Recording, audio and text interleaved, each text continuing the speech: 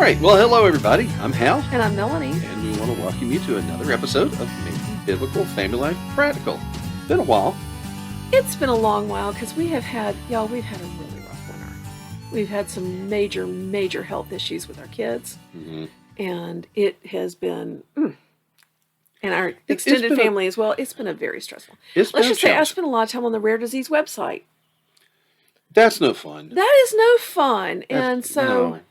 Yeah, but we're back. We're back. And what we want to talk about is something that we've been talking about a lot as a family and in our churches and with our friends. And that is, what about online church? Well, you know what? That is a controversy. And I think it's one of the, Well, okay. It's not a new thing. It's not a new thing, it's but not new. When COVID happened last spring, when we started the 2 weeks to flatten the curve, right? Everybody said, well, if we can't meet, let's meet online. And, it was fantastic that was available. That is one of the unexpected results of the pandemic, because I think it really prompted a lot of churches, and small churches like the one we go to take the steps necessary to have an online presence, to have their services online in a way that, when we were kids, there was always one or two churches in the market that had a television ministry or radio ministry. Or on radio. And so the idea that you have worship services being broadcast is not new, and I don't think the controversy is new. No. Because I remember growing up, people talking about, there's all these folks who just sit at home. They never go into a church. They say, well, I go to church on TV.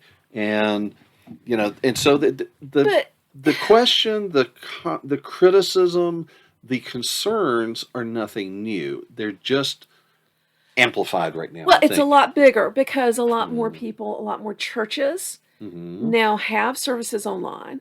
Right. And a lot more people are taking advantage of them. And so let's just talk about it for a minute, because, there are fantastic things about church being available online. It is great for shut-ins, people with serious health problems. This winter we had to miss a lot of church. We had a lot of seriously ill people that could not go. Mm-hmm. And I loved being able to log in and to be there in real time with our church. And that is one of the big differences between the old televised sermons versus the online presences, because now it actually can be interactive. Yes. You actually can interact, depending on how it's managed. Like in our church, and we've got a very small church, and it's nothing complex. It's not, really Hollywood or anything else, but there's somebody who is monitoring the chat window. And so if you've got a question, if you have a prayer request or whatever, it's not like being there, but at the same time, you're not an isolated, you're not out in the vacuum either. You're not just watching. And see, that's kind of the critical thing here, that church is not something you watch, it's something you're a part of.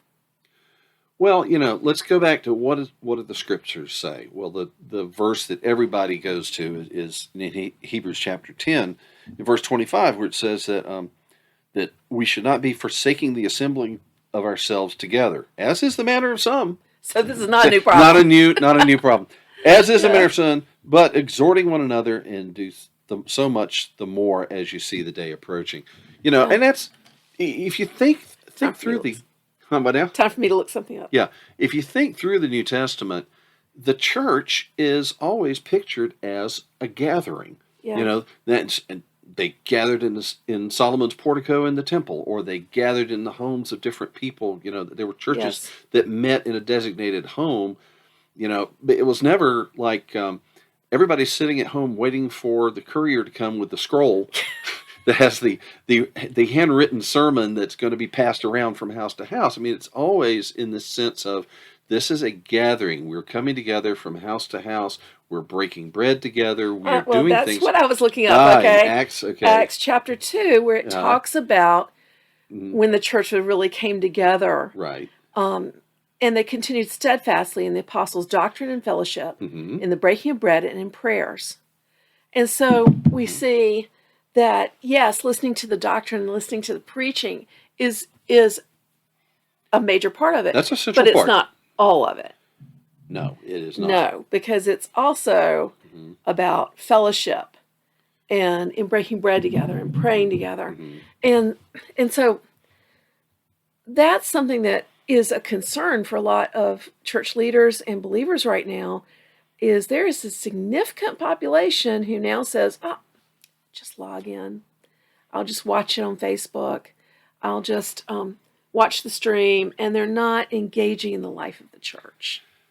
I think that it's one of these things, like there's so many different examples you can pull together, where the thing itself is not a problem. It's the way that it's used and the heart attitude in the use of it. And so to say, like in our situation where we had sickness in the house and we didn't want to share that with the family, or we didn't want to be exposed to anything else while our immune system was depressed, being able to join online was a way to stay involved with the fellowship and the worship. But it has to be more than just watching it happen. We need to be sharing our heart, our life, our prayer needs with our brothers and sisters in Christ. We need to be interacting with them and learning what's going on in their lives so that we can pray for them. We need to be interacting with our church. Yeah. And that's something which some churches are really good with it, and some churches are really poor with it. We've been in both. We've been in both, and I know the kind that I grew up in. I know the kinds that we've sought out as adults. But our church now is very good about staying in touch by email and by message and text message. That people are checking on each other, they're interacting with each other. But we've been to churches where the only interaction you had was the 15 minutes as everybody walked to their car after the service. Yeah, I don't think that's right either. Well, that's the kind of church I grew up in. It was just everybody, you shake hands with the pastor on the way out the door, and then you get in your car and you go home. And you may or may not see anybody from the church for the rest of the week until next Sunday. But that doesn't really fit what it's saying in Acts 2 either. There's supposed to be interaction and fellowship. And we need to strive for that, even when we can't meet together for some reason, due to illness or providential hindrance. We need to be trying to be more than just consuming church. We need to be interacting with it. Yeah, we should not just be an audience. We should be part of it. We should be a part of a body of believers. That's absolutely correct. So now, I would say definitely different churches have handled this different ways. So one of our kids is kind of frustrated with his church because they're still masking all the time. They're not regularly meeting for fellowship much, and many people are attending online, and he's frustrated because he feels like the church has lost a lot of its interactive life. Well, that's just the fellowship has just dropped off precipitously through that. And but one of our other adult children said we that have their 6 church adult kids, so yeah, we've got and they don't all live with us, and so they've got their own church communities in the town where they live. And one of them said that the way that they've managed it in his church is that it's not just a website, it's not just a Facebook group. You have to go get a link from one of the elders or the technical crew or whatever. Yeah. So if you can't come, you text somebody and they send you the link. So in other words, you kind of have to say, hey, I need some help with this, and go out and be transparent like that. And it's harder to just lay back and say, I want to sleep in today. I'll just watch it with one eye open, and and that's a problem. That is a problem when it's piped into our homes by whatever means, that it's easy for us to slip in our own diligence, not to focus, to say, oh, I don't feel like getting up and getting dressed today or whatever. And that, I think, goes against the pattern that we see in the New Testament. Now, when Paul says, or the writer to the Hebrews says not to forsake assembling together, I don't think he's saying You can never be traveling. You can never Right. be on military duty. You can never be sick at home. I mean, Right. there are reasons that you may not be there that are not a matter of your own spiritual decline. But it needs to be not you're always absent, you know? Right. Well, one of our other son's churches, Hmm. they are broadcasting the service on Facebook, and he says it's been a good outreach that they have gained new members from people who see it and watch it and say, this church has got something going on. I want to be there. And that's something that I think maybe some of us who are, can we say we're in the older generation yet? Because we got adult Sure. kids, I guess. Some of Okay. us who grew up prior to the internet explosion, I think that the younger generation is not as comfortable walking into a social situation cold.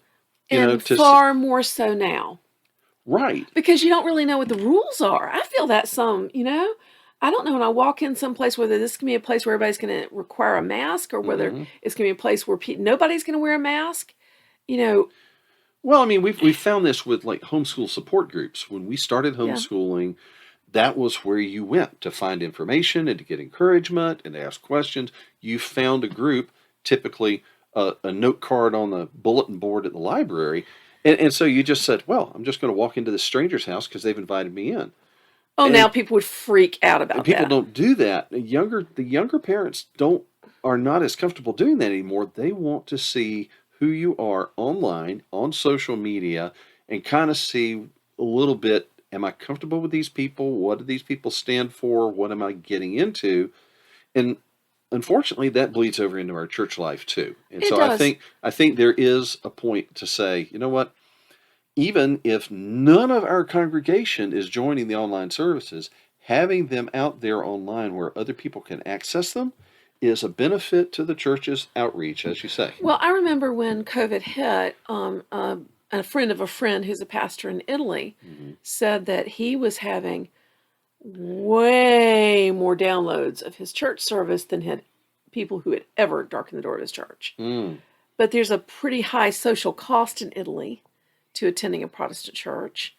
And that was a way for people to kind of get their toes in the door, So I'm curious what these people are about, and Yeah, and maybe without, hear the gospel. yeah, But okay. and so the answer may not be the same for every congregation. I don't think it is. Hmm. For our sons who are at college, for their congregation where likelihood is people are going to want to lay in their beds, then having somebody have to contact an elder or a deacon to get the link to the service is probably wise. Hmm. You Hmm. know, in the small town of South Carolina where the son is that whose Hmm. church is on Facebook, Yeah. that's probably just fine because there's a strong ethos in that area that you get up and you get dressed and you go to church. Well, and I think also this is another one of those unexpected benefits. One Oh, of our episodes earlier, we talked about dealing with stress or with stressful situations, and part of that was that exercise of saying, well, what can we say about this yeah. situation that might actually be encouraging? And so, well, what are 5 good things about the pandemic? Well, one of them I think might actually be that people are more sensitive to the fact that if I'm sick and I go to church, I might pass that along to people in the congregation who can't deal with it like Oh, I and I can. cannot tell you how thankful I am for that because I remember, We've always been the ones that got sick. yeah. We've always Well, been I the ones that remember got, somebody coming up yeah, and giving me a great big hug, yeah, a long, lingering hug, and then yes, saying, "Well, I got to run. All my kids are at home throwing up." yay, thank you. I wanted to weep Yeah, because I am so susceptible to stomach flu. When I get it bad for a long time. right. And but I do think that's a good thing that people have come to recognize that they need to stay home when they're sick. And And when now they you've got can join now, in online. right, and now that makes it a little more easy to say, look, you are still participating, you are still involved in the teaching ministry, and to whatever extent you can, the fellowship or the prayer ministry as well. And so, I think that's an unexpected positive that's come out of the situation. Absolutely. Um, And I think just like anything else, it needs to be handled with moderation and with wisdom, that people need to decide, am I truly providentially hindered or am I just lazy? Because we've been in churches that were really, really strict about, unless you are providentially hindered, that was what they always said, Yeah. then you need to be here for the stated meetings of the church. Well, okay, I agree with that, except that some people hear that and they think, if I am not Can hooked drag up, my bloody and bruised body into church, I should be there. If I'm not like unconscious in the hospital, if I haven't been thrown into jail, then I'm not hindered. Let's use some wisdom, folks. No, okay? let's use some wisdom. Do not come to church if people in your house are throwing up. No. And so that, this does give you a little bit more opportunity to show that kind of consideration. Yeah, let's show love to one another and not share our illnesses. Yes. And I think it's a real encouragement to large families because, y'all, when our kids were home, if somebody got sick, it would go through everybody step by step, and we might have somebody in the house sick for 2 or 3 weeks. And so I think this is great that now those large families can join in online while the sickness works their way through the kids and not be missing a month of church. Anyway, right. Online church has some real pluses, but you got to be cautious. It cannot substitute for face-to-face. No, and so we do meetings of the body. So we really do encourage everybody. Be in attendance. Find a church. I mean, I know that's a hard thing to do when you're changing towns or moving from college to home or home to college or whatever. But find a church to be involved with. It's worth it. And make friends and be involved in the fellowship of the church. And if you need to use the online service for whatever providential reason, that's the blessing that is meant to be. And so, so we want to encourage you to recognize it is a good thing. It is not an evil thing or a wonderful thing. Either way, it's a thing, and the way that we use it is the most important part of it. That's right. Okay. Well, look, hey, hand me my phone over there because I was going to share. We are about to get back on the road, and we will be going to some conferences very soon. Yes. And so let me pull that up there. Okay, we'll be at Patch in Peoria. Yes. In about 3 weeks. Okay. And that's mid-March. That is coming up very quickly. Yes. And then at the end of the month, we'll be at Teach 'em Diligently Red Rock at the end of March. Red Rock, no. Red Rock, Texas. Round Rock, Texas. Round Rock, Texas. Which is near Austin. Yes. Okay. And so here, let me pull up the rest of these events here so we can say. We're going to be at FPA Orlando, Florida this summer. Yeah, and that's at the end of May. Here, let me get the dates up here. Okay. I got too many windows open on my phone. Okay. All right, so Patch, March 18th to 19th in Peoria. March 31st to April 2nd in Round Rock, Texas for Teach 'em Diligently. And then we're going to be online and in April in Quebec. Yes. Then we're going to have Teach 'em Diligently in Pigeon Forge, Tennessee, and that's going to be in the first weekend in May. FPA at Florida in Orlando, and HAV in Richmond, and then in early June, and then in mid-June, Ocean Network in Oregon. Yeah, and hopefully we'll add a few more things in there, but that's the schedule right now. And you can find out more if you go to our website at raisingrealmen.com. You can also find our store there with all of our books and resources available. Yes, our subscription box is at craftsmancrate.com. And if you want us to stop and speak at your church, like you can see, we're going to be driving all over this year. And we love to stop and speak along the way at support groups and churches. Go to helenmelanie.com and you'll find out about our speaking. And if you'd like to comment or suggest a topic or give us any sort of feedback on this, you can call our listener response line. That's at 919-295-0321. Okay? So, look, we do appreciate you joining us. Until next time, I'm Hal. And I'm Melanie. All right. Thanks for listening. Bye, y'all. Bye-bye. You've been listening to Making Biblical Family Life Practical with Hal and Melanie Young. If you found this program interesting, challenging, and encouraging, why not join us on the web at halandmelanie.com. That's HALANDMELANIE.com. or follow us on social media. You can find us on Facebook at Facebook/Hal and Melanie or Facebook.com/RaisingRealMen. This program is a production of the Ultimate Homeschool Radio Network. Join us next week when we'll be back to talk about making biblical family life practical. Until then, thank you and God bless you for listening.